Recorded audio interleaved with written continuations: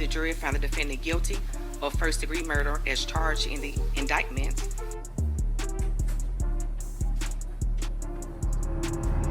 Yo, breaking news. Word on the street is Ksoo just straight up disrespected the judge in the middle of his own murder trial.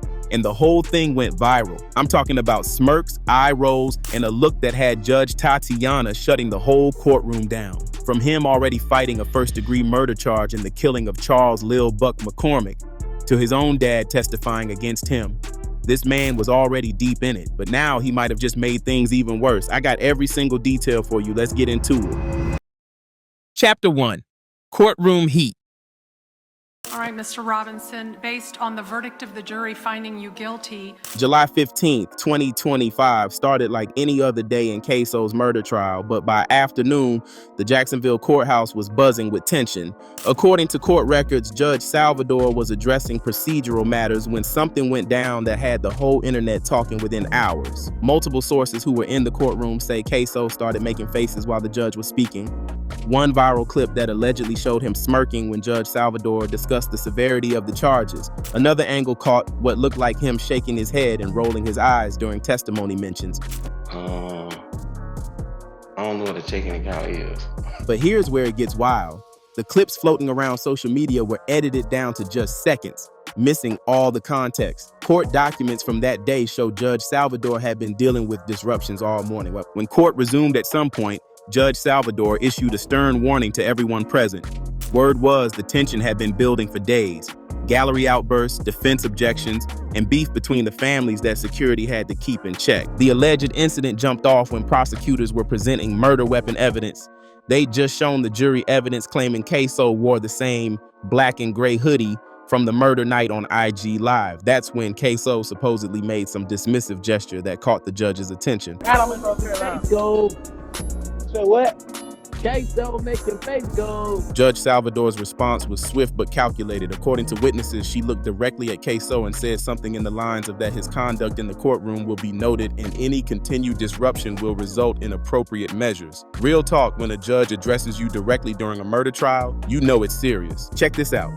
Ksoo's defense attorney tried to smooth things over, claiming his client was just uncomfortable from sitting too long. Dude requested a medical evaluation recess, but Judge Salvador wasn't having it. She shut that down quick, saying medical issues should have been addressed before court started. Jacksonville Sheriff's Office had to beef up courthouse security after threats started popping up from both sides. ATK supporters were backing Ksoo while others were riding with the judge. This wasn't just courtroom drama anymore, it was spilling into the streets. Legal experts started weighing in heavy. Attorney Michael Washington, who's handled major Florida cases, broke it down. Any perceived disrespect toward a judge can have serious consequences. While it might not directly affect the jury's verdict, it can absolutely impact sentencing recommendations and how the judge handles post-trial motions. What's suspicious is how some of these clips got edited. Full courtroom footage shows long stretches where Ksoo sat quiet and respectful, but those parts didn't go viral. It's the 10-second clips of alleged smirking that got millions of views and had everybody talking. Court officials later clarified that while there were moments of concern regarding courtroom behavior, no formal contempt charges were filed. This matters because contempt could have meant extra charges and jail time on top of the murder sentence. Judge Salvador handled it without escalating the situation. Sources close to the case say Judge Salvador got a reputation for running a tight ship. She's held people in contempt for less than what Ksoo allegedly did, but she seemed to be avoiding creating a separate issue that could mess up the main case on appeal. By the end of that court session, the energy in the room was thick. Even Ksoo's co-defendant, his cousin Leroy ATK Scotty Whitaker Jr., was keeping his head down and avoiding eye contact with the judge. Dude knew this wasn't the time to test anybody. The viral moment became a talking point for the rest of the trial. Every time Ksoo moved or made any expression, people were watching. The judge had put him on notice and everybody knew she wasn't playing. Chapter 2, Beef Turned Deadly. Let's rewind to January 23rd, 2020, around 11:45 p.m. The Moncrief area of Jacksonville became a crime scene when Charles Lil Buck McCormick Jr. got gunned down outside a Woodcrest apartment complex. But this wasn't no random drill. Prosecutors said this was a calculated hit that had been in the works for weeks. According to court documents, surveillance cameras caught a stolen silver Nissan Altima circling the block multiple times before the shooting. The car would pass by, disappear for a few minutes, then come back around like the shooters were timing their approach perfectly. When the shots rang out, Buck didn't stand a chance. Multiple witnesses heard the gunfire, and by the time anybody got to him, he was already gone. Just 23 years old, another casualty in Jacksonville's deadly drill scene. He has a black mask on, he has on a skull cap, he's running across the parking lot. I see that vehicle just pop out and it's gunning it. But what nobody knew at the time was this murder was allegedly direct retaliation for a diss track. See, 6 Block had dropped Who I Smoke that straight up mocked dead ATK members. They were smoking on Willie Addison's pack, and Willie wasn't just anybody. He was Blue Robinson's stepson, making him Ksoo's stepbrother. Willie Addison was killed in a drive-by exactly a year before McCormick was killed. The disrespect in that track was on another level. Using Vanessa Carlton's 1,000 Miles beat, they turned a pop song into one of the most disrespectful diss tracks in drill history. In Jacksonville's streets, that kind of disrespect demands retaliation. Jacksonville Sheriff's Office found the stolen Nissan crashed and abandoned about 2 miles from the murder scene. Inside, they recovered shell casings matching those at the crime scene. But here's where it gets deeper. They also found DNA evidence that would later point directly to their suspects. So within days, social media was going crazy with theories. ATK, Ace's top killers, and 6 Block were beefing heavy. And everybody knew this wasn't going to end well. These weren't just rap crews. These were real street organizations with real bodies on both sides. Hakeem Robinson, known as Ksoo, was already making noise in Jacksonville's rap scene. At just 20 years old, he had tracks hitting millions of views. His aggressive style and raw lyrics showed he wasn't just rapping, he was really living that life. But prosecutors said he was also active on Instagram, posting things that would later become evidence. According to Dominique Butta Barner's testimony, the hit was planned down to the smallest detail. Butta claimed he was present during planning sessions where ATK members discussed how to catch Buck lacking. He said they knew Buck's routines, where he posted up, and waited for the perfect moment.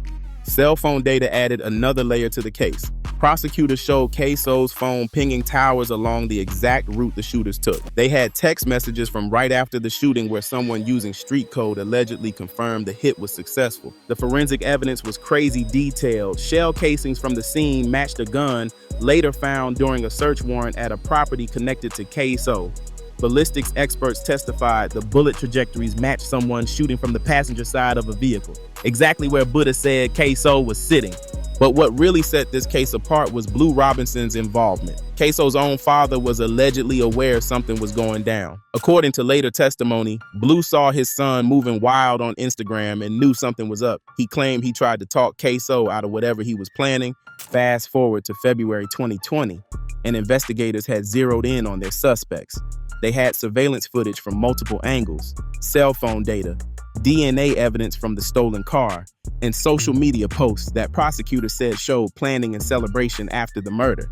The case was building quick, but the streets were also heating up. Shows were getting canceled due to security concerns, artists were choosing sides, and the feds were watching everything. The Buck murder had escalated an already deadly beef into something that threatened to destroy Jacksonville's entire hip-hop scene. What made everything worse was how it played out on social media. Fans were picking sides, sharing theories, and turning real violence into entertainment. The intersection of street beef and internet culture created a circus that made it hard to separate fact from fiction. Prosecutors painted a picture of premeditated murder carried out with military precision. The stolen car, the surveillance of the target, the escape route, everything suggested this was carefully planned retaliation, not some spontaneous beef. Chapter 3, Betrayal. Sitting here today, you realize that you are testifying against not only co-defendants, but family members. Yes. Why are you doing that? I have a number of reasons. The courtroom went dead silent when Blue walked in. This wasn't just any witness. This was the man who raised Ksoo, taught him the game, and was supposed to hold him down no matter what. But Blue had cut a deal with prosecutors, and what happened next sent shockwaves through Jacksonville. And prosecutors played the surveillance footage from Buck's murder, that grainy video that allegedly showed the shooter. Then they asked Blue the question everybody was dreading. Can you identify the person in this video? Without hesitation, Blue pointed at the screen and said, "That's my son. That's Hakeem." He went on to identify specific details. The way Ksoo walked, his build, how he favored his right leg slightly, the way he tucked his chain when moving. These were things only a father would notice. Just look at his face. He know what the time it is. He gotta ID his son as a shooter. It's cutting him up though. But here's where it gets even crazier. Blue was testifying as part of his own plea deal. Dude was facing serious charges himself, including conspiracy and racketeering. Prosecutors had him looking at 3 life sentences, but suddenly he's getting 10 years with possibility of parole in 5. That kind of deal doesn't happen unless you're giving up something massive. Room charged for you'll be charged with accessory to murder. accessory murder. Yes, sir. The betrayal cut deep. In the streets, snitching is the ultimate sin, but snitching on your own blood? That's something else entirely. Comments on social media were brutal. One person wrote, "Imagine raising a serial killer, then telling on him after." Another said, "I would rather have an absent father than see my father do this to me." Blue's testimony went beyond just identifying Ksoo in the video. He testified that Ksoo came to him before the shooting talking about handling business. He claimed he tried to talk his son out of it, but Ksoo was determined. After the murder, Blue said Ksoo showed up at his house acting paranoid and asking for help getting rid of some clothes. The defense tried everything to discredit Blue. They brought up his criminal history, questioned the timing of his cooperation, and suggested he was just trying to save himself, but the damage was done. Having your own father identify you as a killer in front of a jury, that's impossible to come back from. What's suspicious is how Blue's story seemed to evolve. First, he said Ksoo confessed the day after the murder. Then it was a week later. Then it was during a jail visit that records showed never happened. The inconsistencies were obvious, but the prosecution pressed forward anyway. Meanwhile, Butter's testimony backed up Blue's account. He told the jury he was present when ATK members planned the hit on Buck. According to him, this was direct retaliation for Who I Smoke, and Ksoo was the trigger man. He gave details about stealing the car, tracking Buck's movements, and celebrating after the murder. But Bada was also testifying for a deal. Dude was facing 25 to life for his own bodies, but miraculously got it down to 10 years with credit for time served. He'd be out in 3. The math doesn't add up unless someone powerful wanted Ksoo gone bad enough to let killers walk. The prosecution also played Ksoo's music videos in court, analyzing lyrics line by line. They argued his songs weren't just entertainment, they were confessions. Tracks like Bibby Story, where he rapped about sliding on ops and catching bodies, were presented as evidence. The defense brought in hip-hop experts to argue that drill rap is artistic expression, that violent lyrics are part of the genre. They pointed out plenty of rappers talk about violence without actually committing crimes, but combined with Blue's testimony and the other evidence, it was a tough sell. Throughout the trial, Ksoo maintained his composure during most testimony.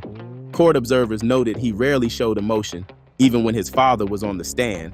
But something about Judge Salvador's handling of the case, particularly after the viral incident, seemed to have gotten under his skin. Social media was going crazy during the trial. Fans were live tweeting testimony, analyzing evidence, picking apart every argument.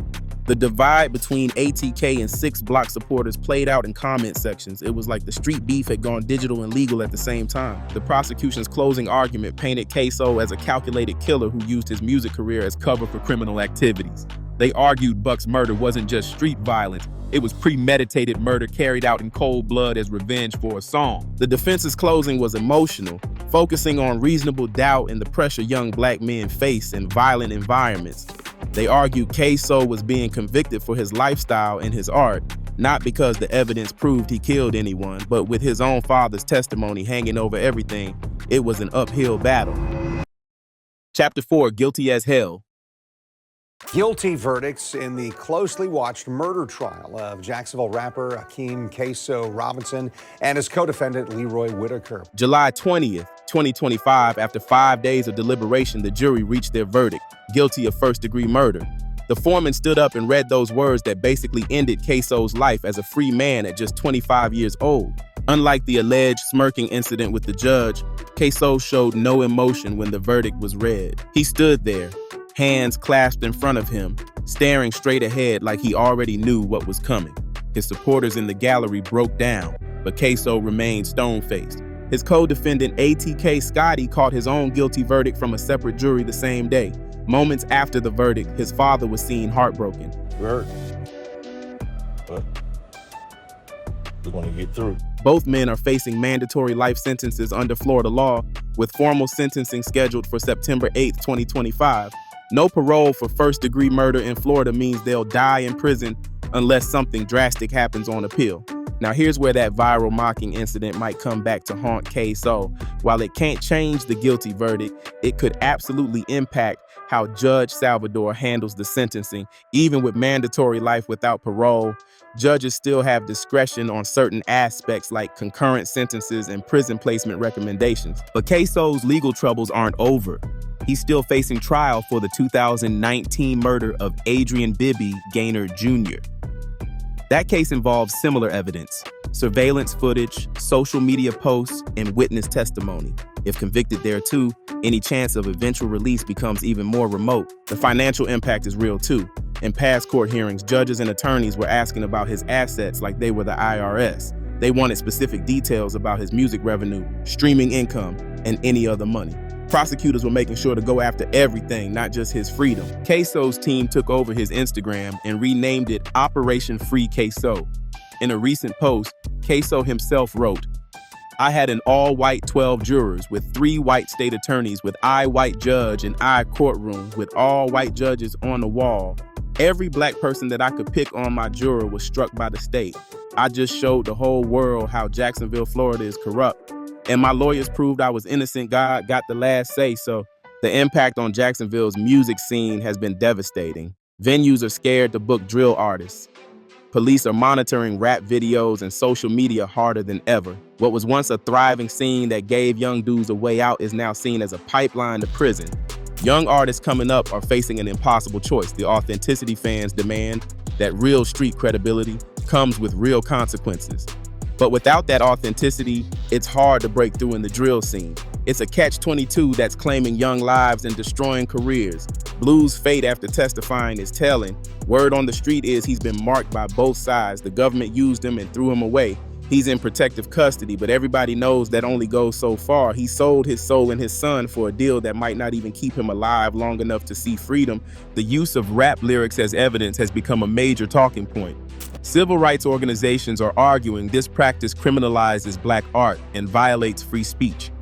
They point out other genres with violent content. Country songs about killing cheating spouses, heavy metal about murder, don't get treated as confessions in court. For Judge Salvador, this case will be remembered as one of her most challenging. The viral moment aside, she managed a complex trial with multiple defendants, tons of evidence, and high emotions on all sides.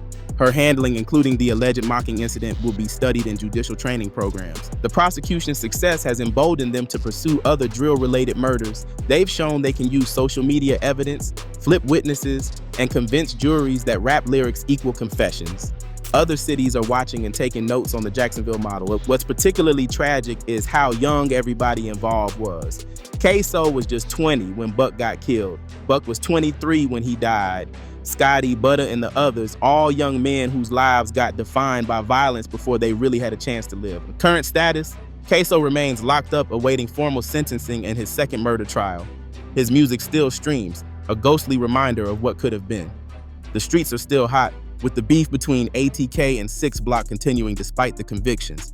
The story of Ksoo, from rising star to convicted killer, is a warning about the deadly intersection of street life and entertainment. In a world where authenticity is currency and violence is content, the line between art and evidence has never been thinner.